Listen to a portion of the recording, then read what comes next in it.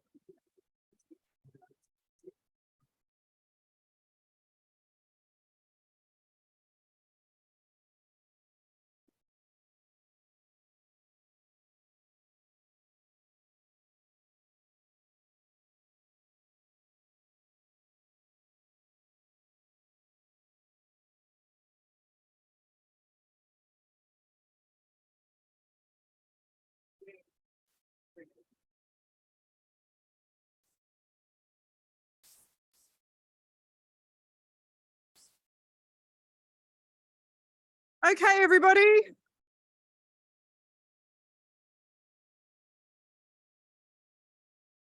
The conversations will continue, I promise, over the next 2 days. I'd like to introduce Michael Wilson, who is known to many of you, who is going to moderate the next session.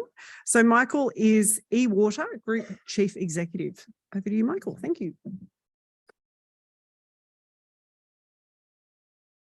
Thanks very much, Tamerlane. And she might know I was Sarah's predecessor as head of AWP, but due to COVID, never got to host a partners workshop face to face. So I'm a bit of a ring in.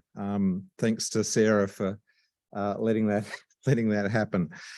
So my job this morning is to gently moderate our session on intersections of water and climate with domestic and foreign policy.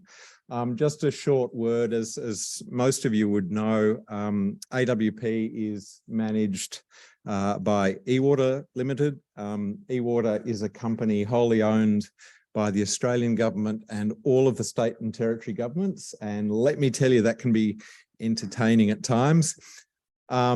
But our domestic work is largely around running Australia's river modelling tools and systems, but our international work, which accounts for about half of our business, AWP is obviously the jewel in the crown, but we run a range of other programs, including a new operation based in Phnom Penh called Mekong Water Solutions, which I'm happy to talk more about if you're interested over lunch.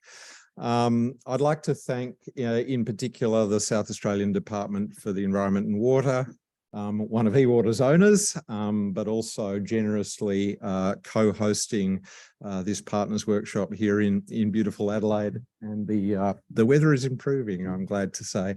And of course, none of this would be possible, as Sarah said earlier, without support from the Department of Foreign Affairs and Trade. So in our session today on intersections of water and climate with domestic and foreign policy is sort of both the opportunity and the dilemma, I think, at the centre of the future of AWP. So it'll be an exciting session.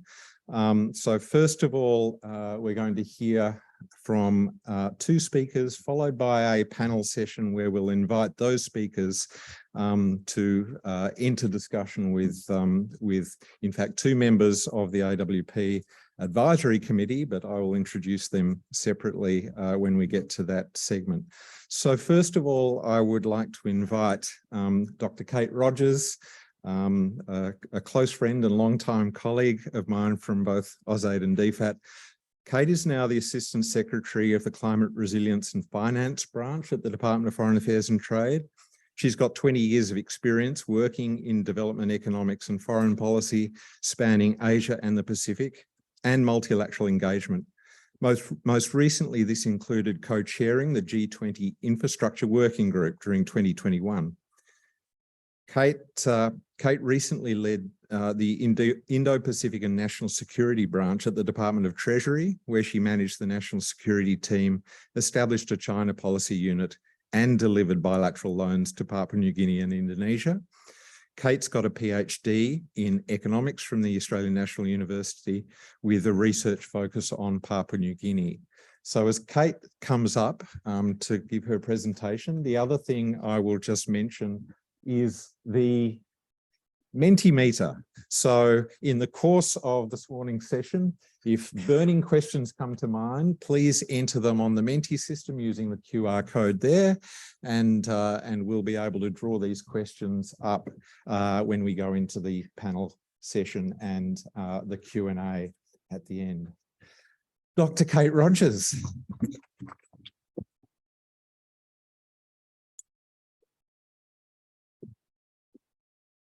Good morning, everyone. I'll just note that I was just suggested that I break a leg on the way up. I have a dislocated thumb, so it's not timing.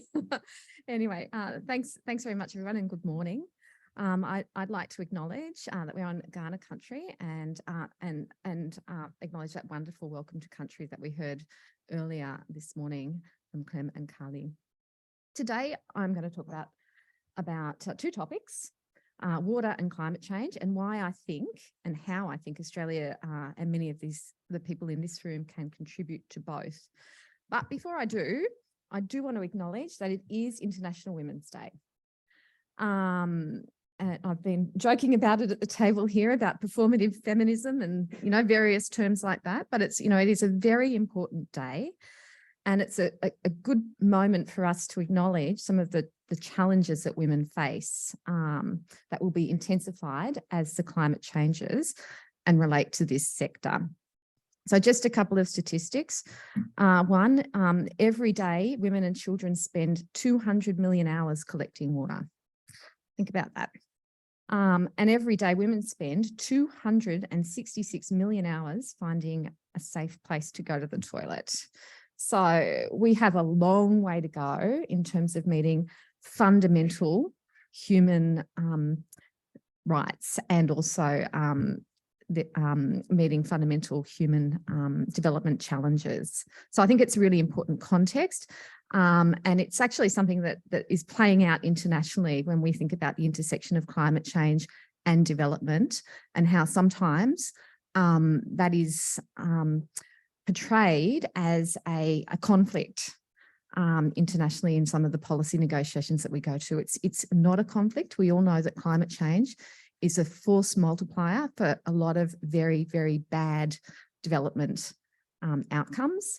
And climate change is a risk to the development trajectory of many countries and to many countries meeting their development objectives. So I just wanted to frame it like that because, as Michael's helpfully pointed out, I've spent a long time working on development policy. And it's really important that we kind of keep connected to that fundamental desire for countries to develop and to lift the standard of living of their populations. Climate change has, of course, been identified by the IPCC, as the single greatest threat to the attainment of SDGs. And that just drives home that point that I just made. Obviously, it has enormous implications in terms of water. Another thing that I wanted to flag, because I also look after the food security team in DFAT, and it's useful to know, and many people seem to be unaware that the world is facing the largest food security crisis in living history right now. Many people think it's about the conflict in Ukraine and Russia. It's far more than that. It is about the fragility of the global food system. It doesn't take much to tip it over the edge. Is it a strong food system when 40% of all wheat comes from 2 countries? Is it a strong system when only 10% of rice grown is traded and so many people rely on rice for their staple? So I just wanted to flag that. And of course, that relates to water, because 70% of global fresh water supply is used for irrigation. So we have to get this right and we have to make these connections. I want to turn a bit to climate finance. This is another hat that I wear in DFAT. The independent high-level expert group on climate finance has identified 3 main areas for increased investment to ramp up in climate action and to help deliver on the SDGs. Transforming the energy system, that's a no-brainer. That's all about mitigation, reducing carbon emissions into the system. Addressing growing vulnerability, that's really the adaptation and resilience programming when we talk about development in development terms. And then investing in sustainable agriculture and restoring right away the damage that human activity has done to the natural environment and biodiversity. And I think we had some really great examples when Clem was talking about that this morning around the restoration of river systems.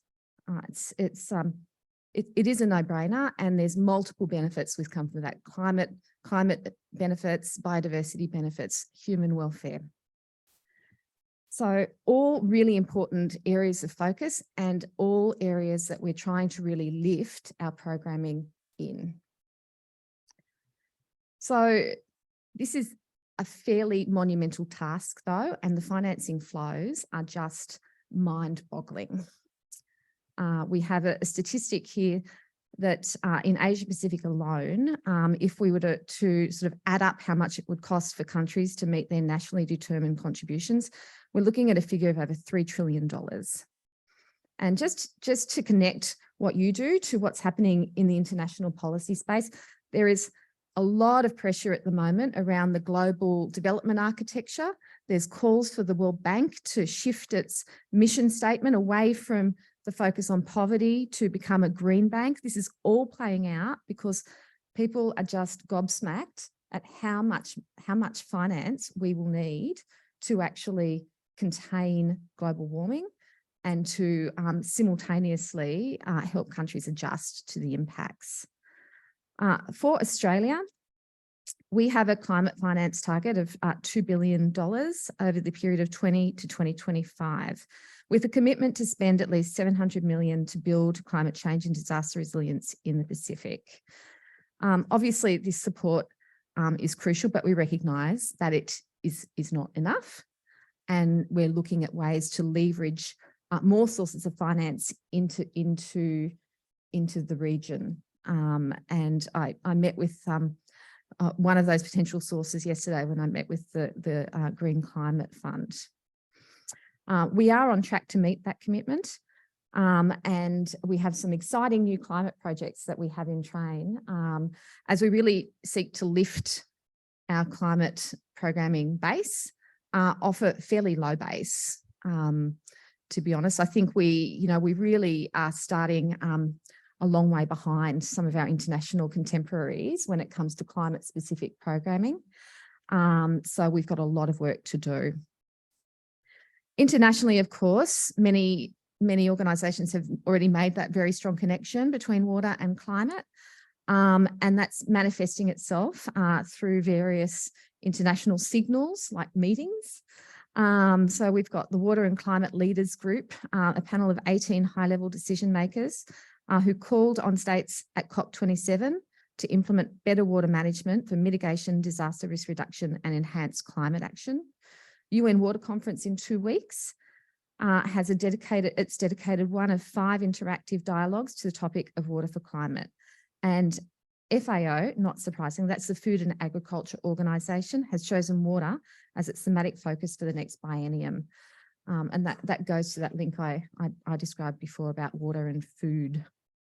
Obviously, Australia has a rich experience managing water in climate extremes, and this will become increasingly relevant. In fact, it already is with the change in our government's international positioning on climate with the new government. There's just been we've been absolutely inundated with other countries seeking to collaborate with Australia on climate related work and seeking to engage through our development program on climate programming. So very exciting time for people in the room who work in water and climate because you're only going to get busier, I would think. We, of course, have a lot of experience in managing water resources on the world's most arid continent. And once again, Clem beat me to it with reference to that very strong legacy of Indigenous knowledge, practice and experience in caring for land and waters in the changing climate. And, there's not many places where the climate has changes quite as much as here. Although I would say Papua New Guinea, it also changes very, very quickly over very, very short spans of space. We have a strong history through the development program of involving the voices of women and addressing the needs of women, children and people living with disabilities. And that's a really strong foundation for us when we think about programming in water and climate, because we know that these groups are very deeply impacted by climate and they need to be part of the solutions. They often have the solutions and suggestions around the solutions. So I think I've already said there'll be an upsurge in desire to work with us, and that's a really exciting time. At DFAT, we see Australian Water Partnerships as one of the key instruments that we have, climate and water, and key to sharing that expertise. So to this end, I want to encourage everyone in the room today to make explicit your contribution to our climate goals when designing and implementing your projects. Expectations will only increase in this regard. And in that respect, we will not be out of line with our other donor partners. Just a little bit of example, I am wrapping up, but I will tell you just by way of, because I think it will help you to know that the UK, when they put together tender documents, they specifically ask in those tender documents for companies to tell them how they will help the UK reach its net zero commitments. So this is coming. It's a really big change in the way that everyone needs to operate. So I want to thank AWP for bringing all the parties together in one place in this beautiful location, and just look forward to a couple of really engaging days and spending some time with you. Thanks.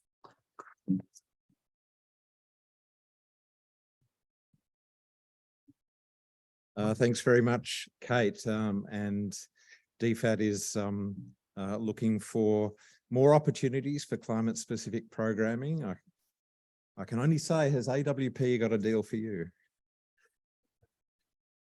I'd like just to quickly acknowledge to that we've got several members of the AWP Advisory Committee here taking part in the Partners Workshop this year. Some of them you're about to meet, Anna Jackson and Pitchamon in a bit, but Poling Tan is just over here. Jeff Spencer is just over here. Our very able and esteemed chair, of course, Bob McMullen, also here, and you'll be hearing from him more in the course of the workshop.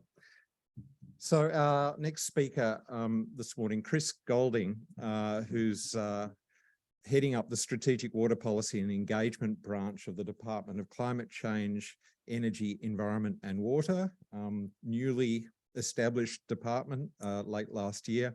And his branch provides strategic policy advice to the Commonwealth Water Minister on international, national, urban and Murray-Darling Basin water resource management matters within the water division of that department. Chris's own career has taken him from a beginning in horticulture and arboriculture through studies in forestry to public policy on urban forestry, water and climate change. Chris was closely involved in the preparation of the Commonwealth Water Act, the Murray-Darling Basin Plan that you've already heard a lot about today. I'm sure he'll tell you some war stories if you ask him in the Q&A, and the establishment of the Murray-Darling Basin Authority. Chris.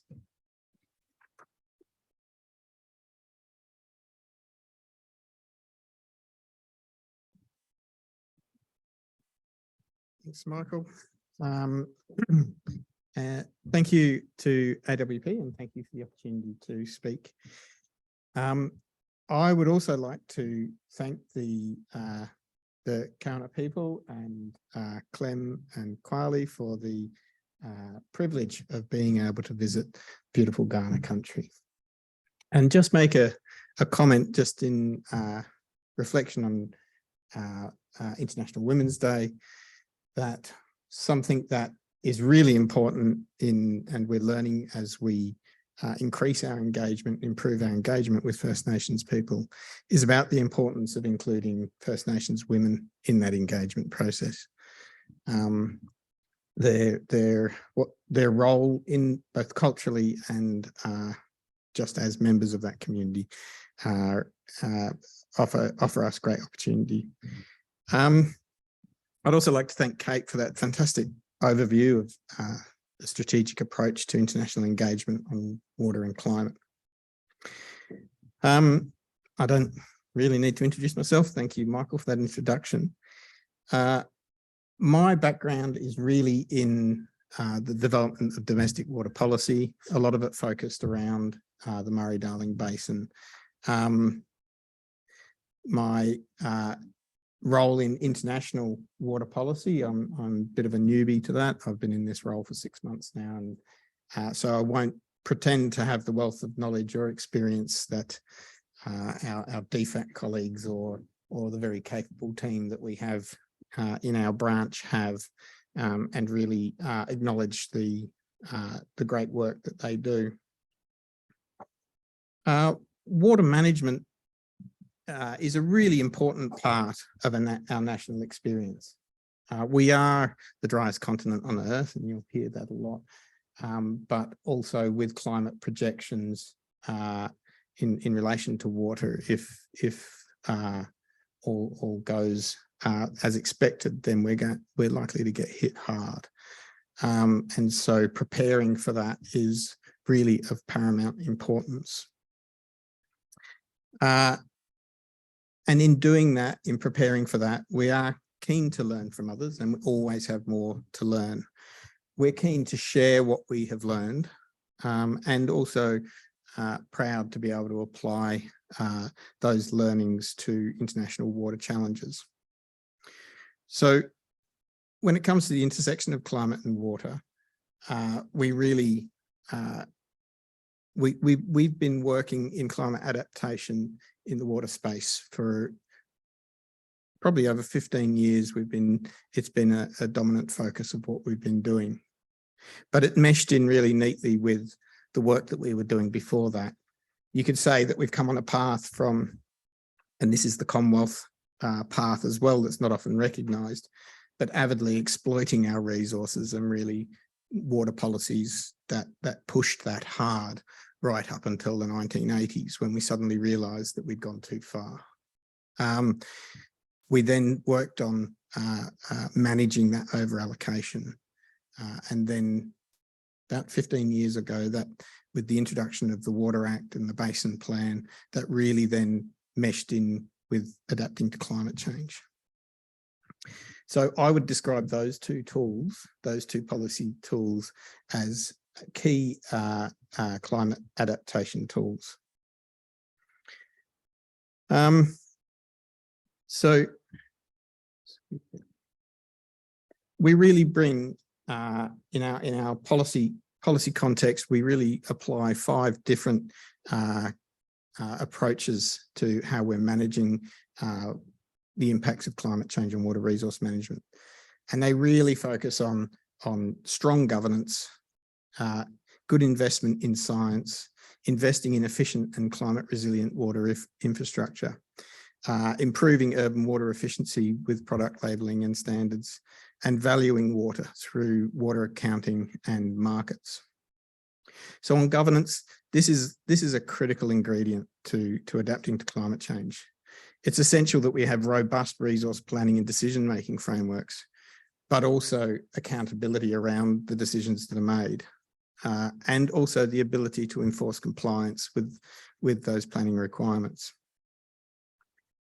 So one of the key examples of governance, or key tools of governance in Australia in water, is the National Water Initiative that was introduced in 2004. It's a really valuable roadmap that has directed key water reforms over the past 18 years through a set of principles for water management that achieve a consistent approach to supplying, managing, measuring, planning, and trading water in order to balance social, economic, and environmental needs. We've embarked on a journey with our state colleagues to renew this document, and there'll be more. You'll hear more about that over the coming couple of years, or hopefully less, 12 months or so. Another key document or tool for us to adapt to climate change is the Murray-Darling Basin Plan. Now, I recognise and acknowledge Minister Close's remarks around the challenges of closing that one out. We've come a long way. We've established a fantastic framework that's in place that enables us to adapt to climate change, but landing those last few, we've run the marathon, and it's the last couple of kilometres are really the most challenging.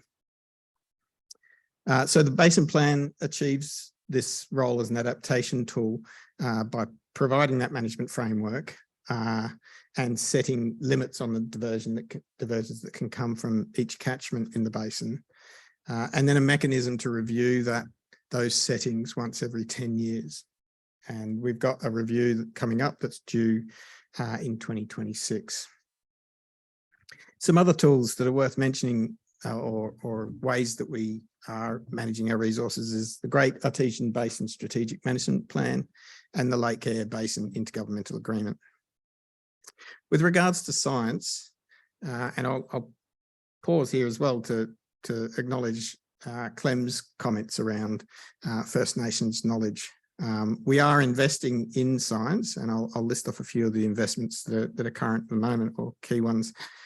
But something that's also exercising good minds within Commonwealth is around how do we better incorporate First Nations knowledge into policy development and that water resource planning processes.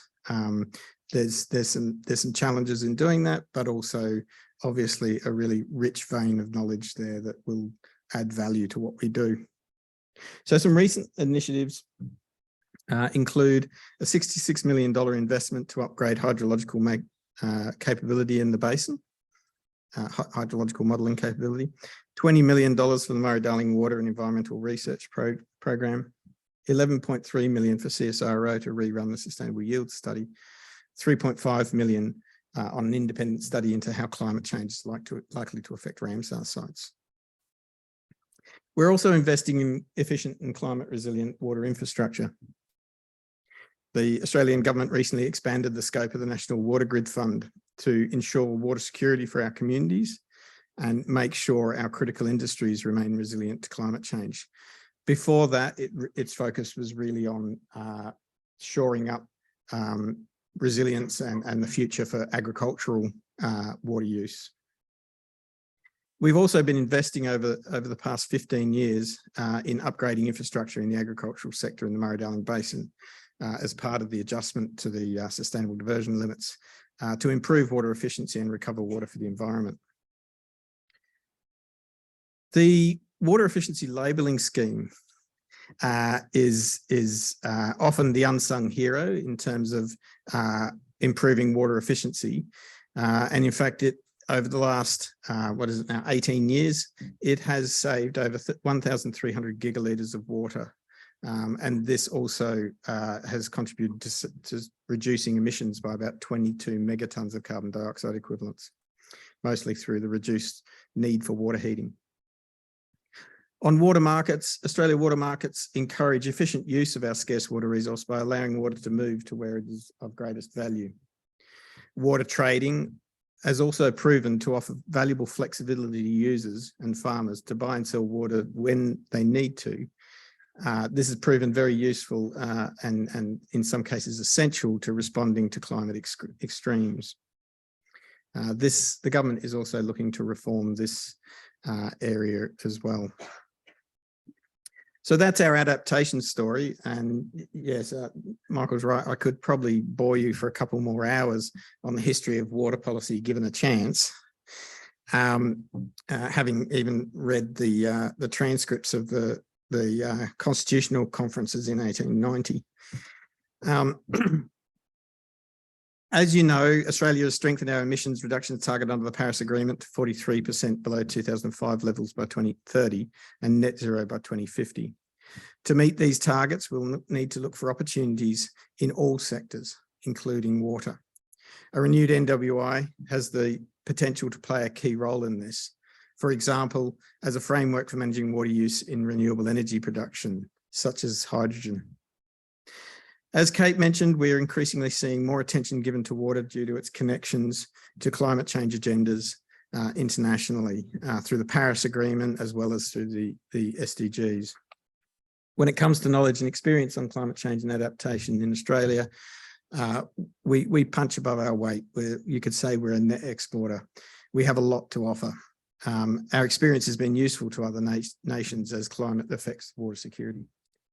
I recently met with Meena Gooley, a remarkable woman who is about to complete 200 marathons around the world to raise awareness of water issues. She observed that Australia is so far in front in how we manage our water in relation to all of the people that she's meeting as she goes around the world. Yet many don't know of our experience. So we need to learn how to sell that and how to let people know about that better. So just in closing remarks, sustainable management of water resources in a changing climate is a priority for the Australian government. Its policies reflect the challenges of climate change for the management of water resources. It's true both domestically and, as Kate has shared, a priority for development program too. Climate change is a defining global issue and critical to meeting this challenge is the expertise that you all bring to it. I welcome the chance to participate in this workshop and learn more about the actions and expertise you all bring to water management in a changing climate. Thank you.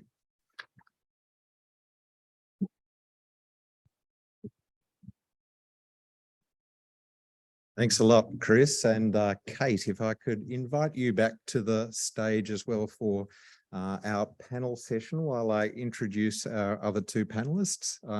As I said before, both Anna Jackson and Pitchmon Yofantong are members of the Australian Water Partnership Advisory Committee, but they're not here in that capacity. They're here because they're experts in their field and bring perspectives to this discussion that we think are important to hear. So first, Anna. Anna Jackson was appointed Chief Executive Officer in July 2022 of Unity Water here in formerly SA Water here in South Australia, now Unity Water in Queensland. She was most recently at SA Water General Manager of Customer and Commercial. She's held executive roles responsible for business strategy, water security and quality, innovation, customer engagement, and environmental and social governance.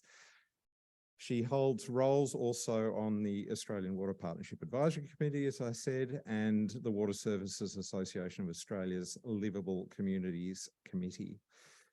Anna's actually also got a background in international development.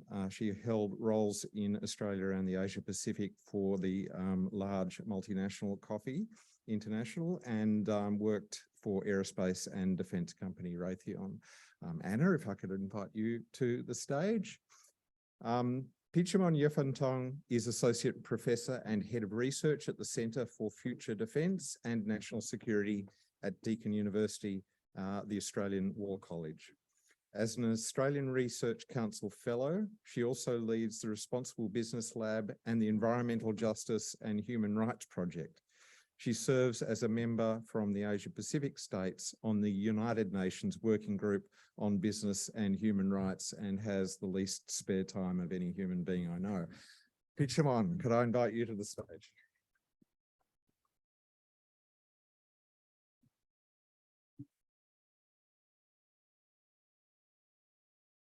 Okay, welcome everyone. I'm still hoping that we'll have time for a little bit of Q&A at the end.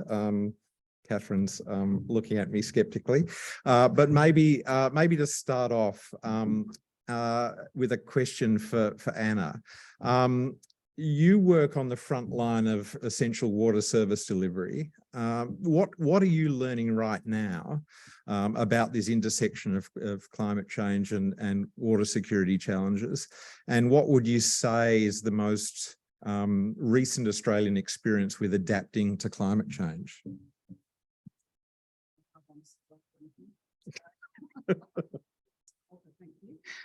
So I would start by saying with service delivery with the water utility, there's always the immediacy that comes on the back of, so we take an extreme weather event. And so probably might use the example of floods, because I think pretty much every state in Australia has now experienced floods in the last 18 months. So I'd divide it into immediate, medium, and then longer term, the way you would think about it we're all thinking about it from a utility point of view. Immediate is securing public health. So how can we make sure that the drinking water is safe to drink again? There may have been inundation into treatment plants or reservoirs and so on. I actually call them dams in Queensland. I'm still getting used to that. So, yeah. And then, and obviously dealing with sewage, because floods lead to inundation with sewage treatment plants too from time to time. So that's the immediate. I know we haven't got much time, so I'm going to oversimplify this, but the medium term is probably more around community engagement. How can we actually activate our customer base and our communities in terms of being part of the solution? So for us, it's just one fairly small utility. We have around 400,000 households and businesses that connect to our services. And they're all, we can turn them into advocates for getting ready for climate events. So Southeast Queensland has a particular issue with storm season through summer. So by example, this year we activated our community through a storm season campaign, get ready for storm season. These are the things you can do. And that actually will help when we get to those major events down the track. So you could apply this to any extreme weather, for instance. And then the third one is the one that's way more complicated, which is your infrastructure investments, your capital program, long-term planning for population growth and water security into the future. And how can you actually make a change around that in terms of what I'm seeing now is things that we were planning to build in, say, 3 or 4 years are undergoing significant design, sometimes scope, and sometimes even location changes being required. And of course, which all adds money. So we're seeing this nationwide as a trend really in terms of the utility sector. Yeah, great. Thank you, Anna. So Pitchamon, maybe reflecting on what Kate had to say about the foreign policy and international development policy backdrop to all of this. So we know water and climate is, on one hand, highly technical. It's also highly strategic and geopolitical in the way we need to encounter it, and intensely personal because it impacts every level of development.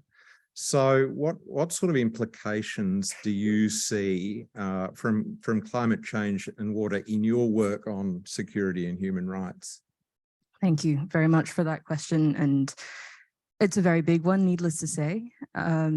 I'm going to draw on some of the learnings I've been able to gain over the course of the past few months, traveling and meeting with not just communities, but Indigenous communities as well as left behind communities, and not just in the Indo-Pacific region, but equally in other parts of the world.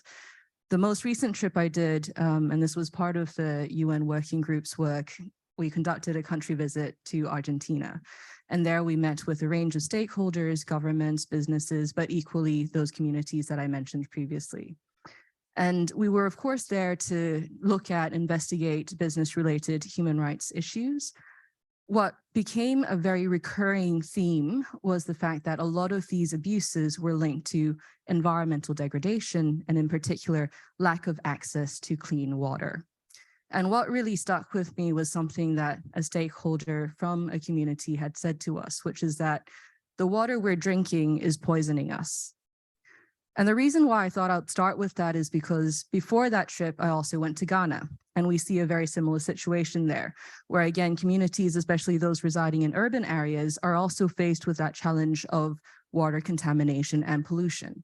And of course, if we look closer to home in the Indo-Pacific region, we're seeing the exact same problems, the problems of water contamination, the profound water insecurity that is only being further exacerbated by the impacts of climate change. And people are fed up in many respects. They've waited for a very long time for something to happen. They're waiting for infrastructure to ensure that they have access to clean water, safe water, and they don't want the water to kill them. And indeed, speaking to my own family, my mom and dad, for instance, refuse to drink or even use, in boiled form, the water at home in Bangkok. They only purchase bottled water because that's the safest option. So as you were saying, Michael, these are very personal issues, and they're personal issues because they are human rights issues. I think it's everyone here agrees and everyone knows that water and access to clean and safe water is a basic human right. The same applies to the right to a healthy, clean, and sustainable environment. But of course, all of these, we can say that they're rights, we can say and commit to them in policy discourses, but the question is, what is actually happening on the ground? And that's where, when we talk about water security, it's going to look different to different people. If you speak to the Department of Defense here, water security means more about the destabilization of societies. If you speak to DFAT, it looks different. And it's the same for in Southeast Asia. If you speak to the Rural Irrigation Department in Thailand, it's about irrigation, agricultural croplands. If you talk about this to a community, it's about the water that they use in their daily lives, the one that they use for cooking, cleaning, and so forth. So I think what I'm trying to say here really is that water security, it's something that we say a lot. We talk about water wars, for instance, but that's not the reality that people are experiencing right now. What they're experiencing right now demands for change at that local grassroots level. And that's easier said than done, I know. And of course, we've had trainings on JETSI and inclusion and so forth. I think it's not just about bringing people to the table anymore, though. It's actually about listening to them and ensure that the people we bring to the table are listened to and that they're heard. And that the people we bring to the table are those who are the ones who are usually invisible and the ones who are not benefiting from the development that we're seeing happening right now in this region. I'm an academic, so I think I'm allowed to be very critical and not offer any solutions or practical solutions. And that is why I am looking to everyone here today, because I know you're at the front lines of ensuring that this happens, that this happens for the communities that matter and that really need your assistance and Australia's assistance to ensure they meet those development objectives, not just at the national level, but again, at the local and at a very personal level as well. And of course, a reminder of why this conversation on First Nations knowledge around water is becoming all the more pertinent every month that goes by. To Kate, from the DFAT perspective, Pitchabon's talked about how thoroughly integrated water issues are in all aspects of development. We know climate change issues are as well.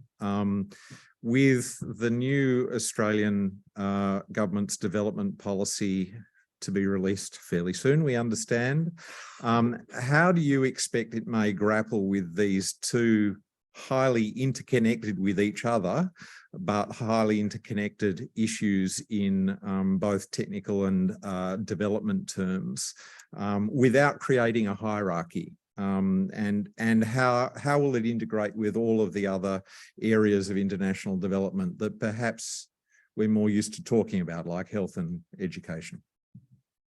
That's also quite a large question.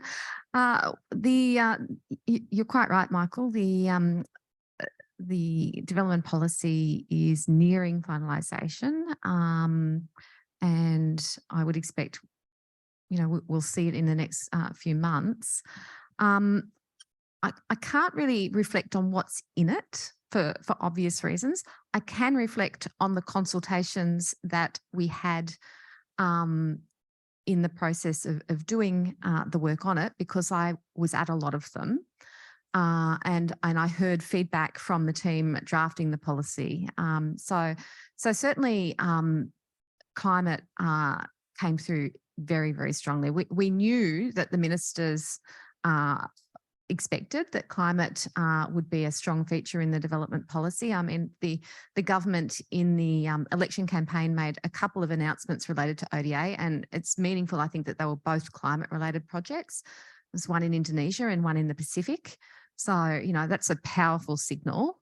And as good bureaucrats, you would expect that we would respond. But also, I think, in the stakeholder consultations, just a massive sense of, frankly, relief that they could really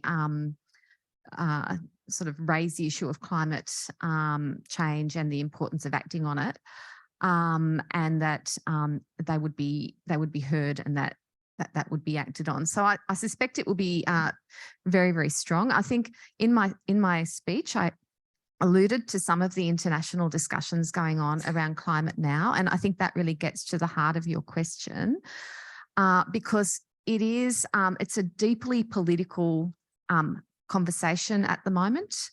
There are real tensions around the Bretton Woods institutions. For those of you who don't know what they are, that's the World Bank and the IMF, and a very strong push to put much more climate finance on the table. And frankly, some developing countries see that as potentially taking funds away from traditional development. So it's sort of perceived as a sort of a competition, which is very unfortunate, because my view, and this gets to your point about the sectors, is that I have struggled with how I conceptualize this, but I mean, I'm a development economist, right? So we had a development paradigm. We thought we understood how countries went from being poor to being well off. That traditional paradigm doesn't work anymore. And that development process has to change in light of climate change. So, it is a completely different way of conceptualizing how you provide services and an increased standard of living for your population when you are doing it at the same time as you're trying to adapt to the changing climate and not draw down on fossil fuels and not emit carbon. So my answer is that it is that climate has to be integrated into all the sectors, because if you're working in development, the development paradigm has to shift. I don't know whether they'll present it that clearly in the Oh, development policy. That's the best. That's the best explanation I've ever heard. So they should just write that. Yeah, well, if they ask me to draft that paragraph, I will. But yeah, it's. I think that's about as good as you're going to get today. Thanks. Not bad at all. Not bad at all. Now, Chris, from the point of view of the new department, let's make it clear how important this machinery of government change is in the Commonwealth. It's the first time we've had climate change, environment policy and water policy all together in the same department. It is. I'll talk to you about it later.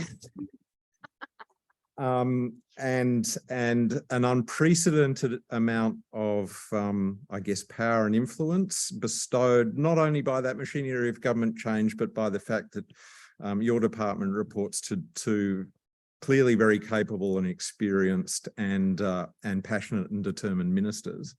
So thinking about long-term adaptation in water resource management, what particular strengths do you think Australia has in this area which could be shared internationally? The Australian Water Partnership is a partnership-based model, projecting Australian expertise internationally in the hope that our experience will be helpful to others struggling with the same sorts of challenges, not exactly the same challenges, but the same sorts of dilemmas that we face as an important part of this model.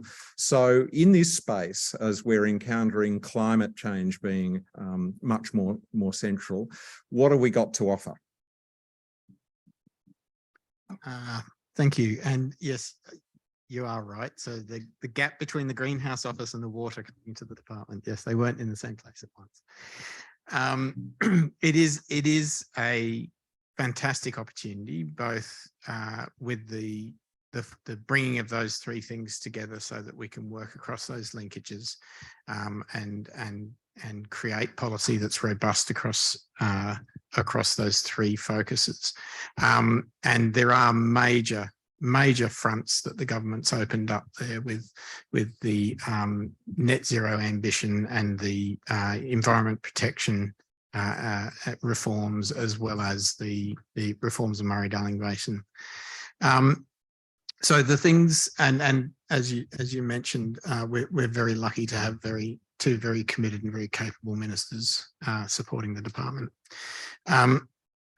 I think what we have to offer is from our learnings, and it's a bit of you could describe it as policy 101, but it's you can't overemphasize the importance of the three factors that have proven successful in developing some really robust policy like the National Water Initiative and the Murray-Darling Basin Plan, and they are around having the right science and the knowledge and understanding to underpin what you're proposing to do, and being able to communicate that in a way that makes sense to all.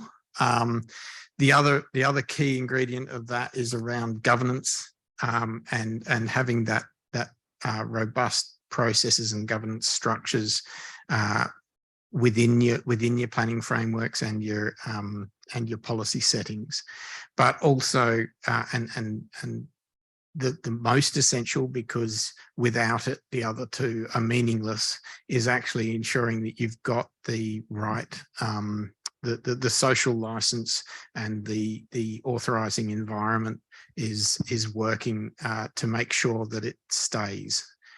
Unfortunately, our history in climate policy, as we've learnt some lessons from that as well around that authorising environment and the chink in that was able to be opened up and undid a lot of work.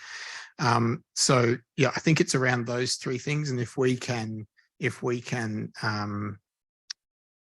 demonstrate to others in the world our successes and our experience, we have, I think, a lot to offer in helping them apply it to what they do. And really just go back to what Meena Gawley said in the call the other day, was that we have done a lot, and we really are world leaders in water resource policy, and but we are, you know, it's not necessarily known about beyond our borders as well as it should be. Yeah, and clearly, just to sort of add to that, our reputation internationally for grappling capably, not necessarily always successfully, but grappling capably with water challenges, I think provides useful coattails for doing the same on climate, where internationally we may not have the same length of time to have developed credibility, but we're there on water, and that's partly why AWP exists. Can I just look at Shreya and see whether we have any questions from the audience on the Menti, and if so, whether we could project them.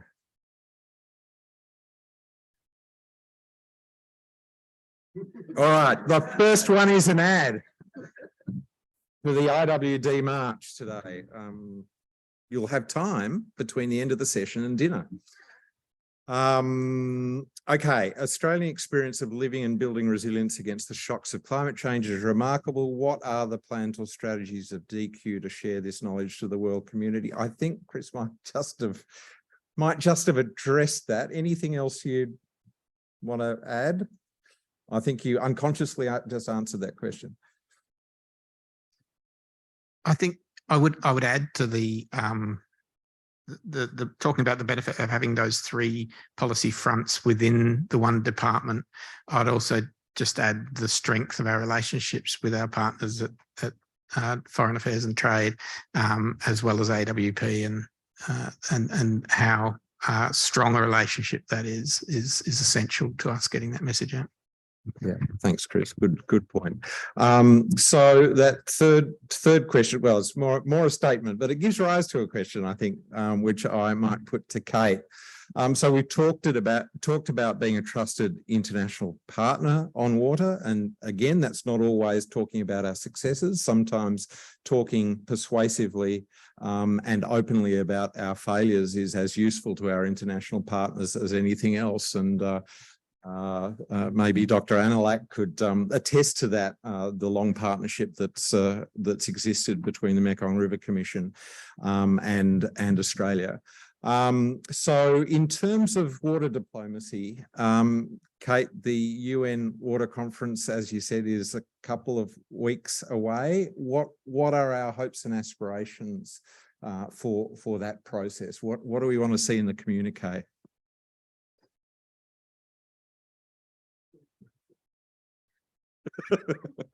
Leading question. I haven't already drafted the communique and I'm not going to the conference, unfortunately.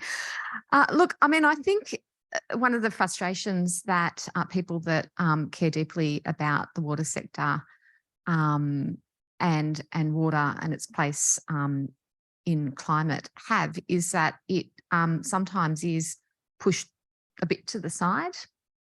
So that certainly was the intention in the planning for our planning in relation to the UN Water Conference, that we really try to push forward with what we've been talking about today, and that is that that water is, you know, it's fundamental to the climate change story and climate action.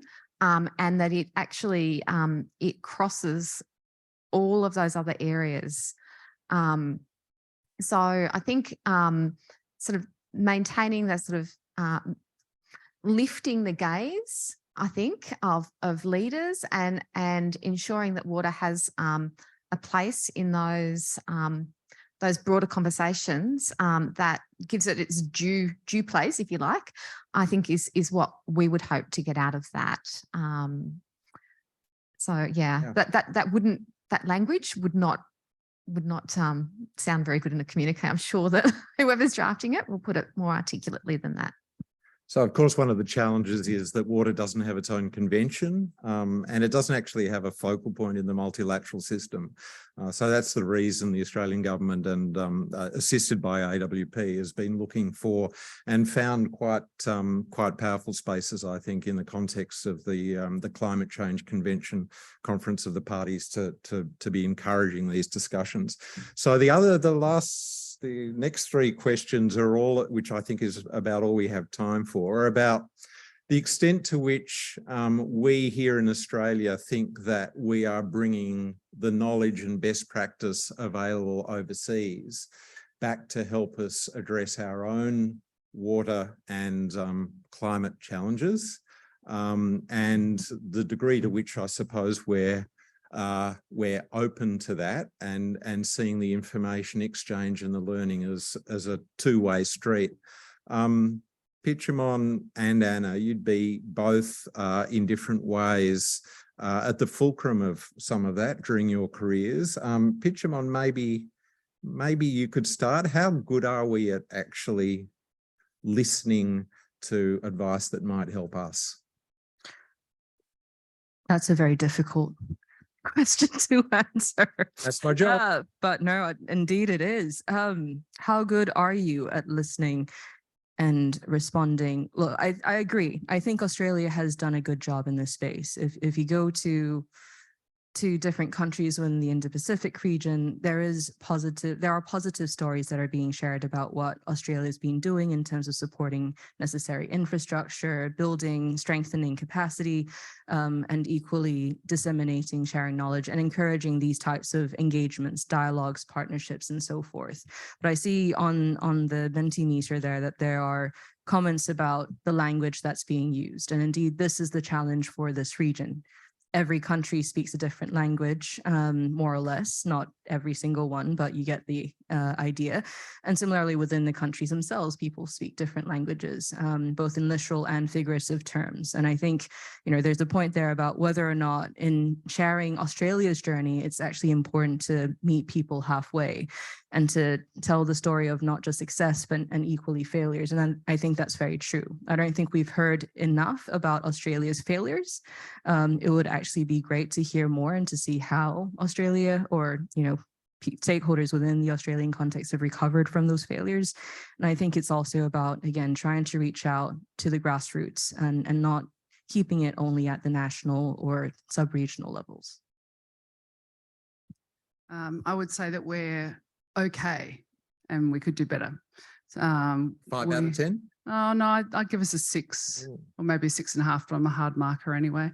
I think that we're getting some really interesting information from various places overseas now around how we could adapt into our environment. I was actually chuckling when you were asking the question because I was thinking, is it innovation if it's been everywhere else in the world and we just think of it for the first time in Australia? I don't think so. I think we can probably get better at that too. There's a lot of test and trial going on elsewhere that we can learn from. And we're very lucky in the water industry because we're largely public owned in various forms, obviously supported very much by the private sector. However, in terms of our public ownership, we already have the association industry bodies set up that are highly collaborative.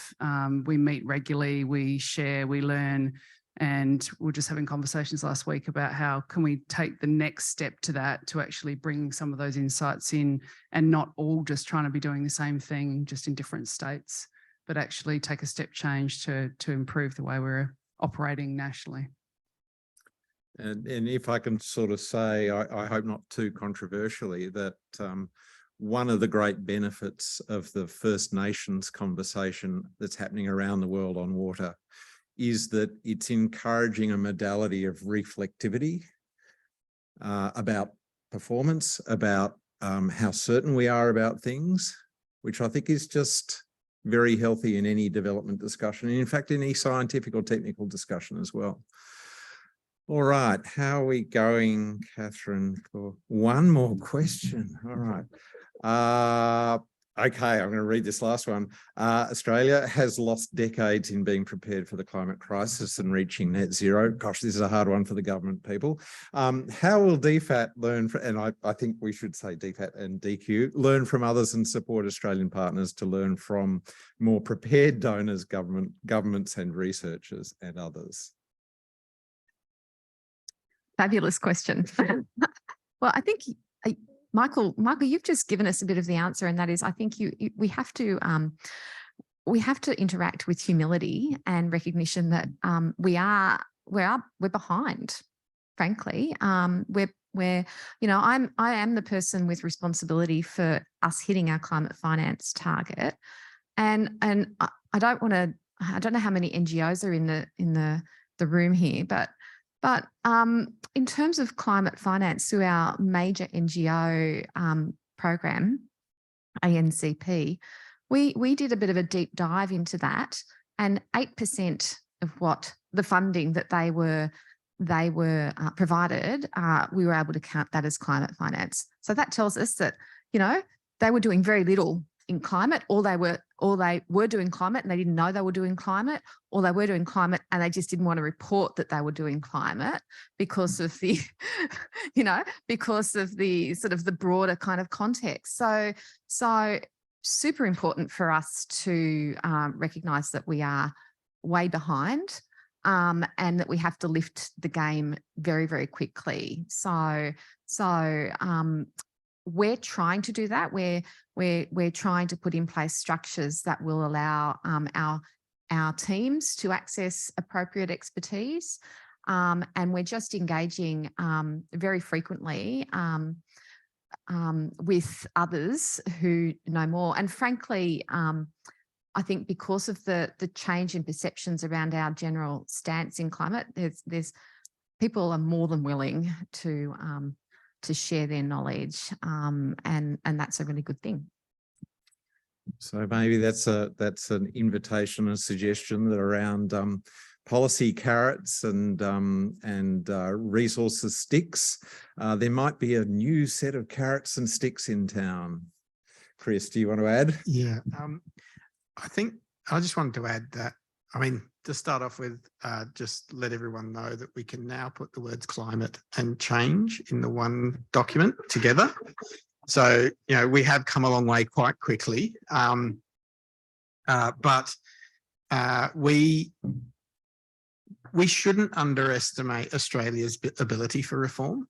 I think we've actually got a really good history in this country and as a population for expecting reform from our governments, and for that to happen in a really meaningful and effective way, but also to happen quite quickly. So I actually think, yes, we are behind, but I think we're really good as a country at catching up. And I can attest to only 10 years ago, when the Australian Aid Program had to strip climate change programming completely out of everything we did. It happened almost overnight. And when you were doing a third of your programming on climate change in the Mekong, as we were, that was a pretty hard ask. That's only a decade ago. All right, with that slightly controversial wrap up. Thank you,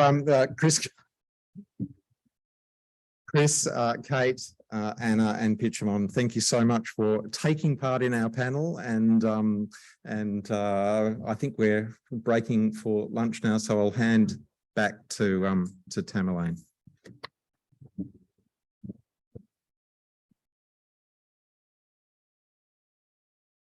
As you can see, some of these sessions are a bit of a sort of tasting plate, and you'll get snippets of conversations that you will want to have in the next couple of days. So make the most of access to these extraordinary speakers. Let's go and have lunch. And if we can please all reconvene in this room at 1 o'clock for our keynote speaker. So lunch is out here. Thank you.